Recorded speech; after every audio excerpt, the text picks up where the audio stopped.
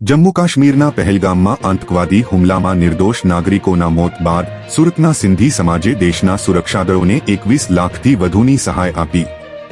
22 April 2025ના રોજ જમ્મુ અને કાશ્મીરના પહેલગામ વિસ્તારમાં થયેલા કાયરતાપૂર્ણ આતંકવાદી હુમલામાં નિર્દોષ ભારતીય નાગરિકોના મોતથી સમગ્ર દેશ અને વિશ્વમાં શોકની લાગણી વ્યાપી છે। દેશના વડાપ્રધાન શ્રી નરેન્દ્ર મોદી અને કેન્દ્ર સરકાર આતંકવાદ સામે ઝીરો ટોલરન્સની નીતિ અપનાવી દેશના 140 કરોડ નાગરિકોની સુરક્ષા માટે પ્રતિબદ્ધ છે।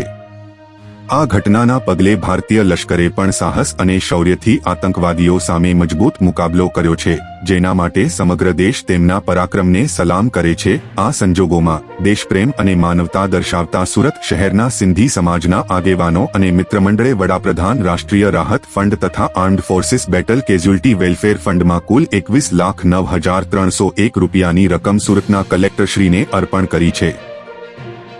આ પ્રસંગે અનેક સમાજના આગેવાનો ઉપસ્થિત રહ્યા અને દેશપ્રેમની ભાવનાથી દેશના સુરક્ષાદળોને સહાય આપી।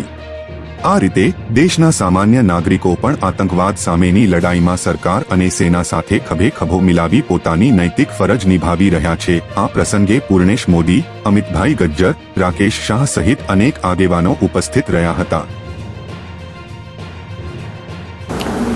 વર્તમાનમાં દેશની પરિસ્થિતિમાં જે હાલાત પેદા થયા છે એના ભાગરૂપે સુરત શહેરમાંથી પ્રબુદ્ધ નાગરિકો, માનનીય ધારાસભ્યશ્રી અને એમની આખી ટીમ તરફથી જે પ્રધાનમંત્રી રિલીફ ફંડમાં અને સોલ્જર કેલેમિટી ફંડમાં યોગદાન પ્રાપ્ત થયું છે એ આજ અમે ઋણ સાથે સ્વીકાર્યું છે અને જે છે અમે એમના જે ઉચિત એકાઉન્ટમાં અમે જમા કરાવશું।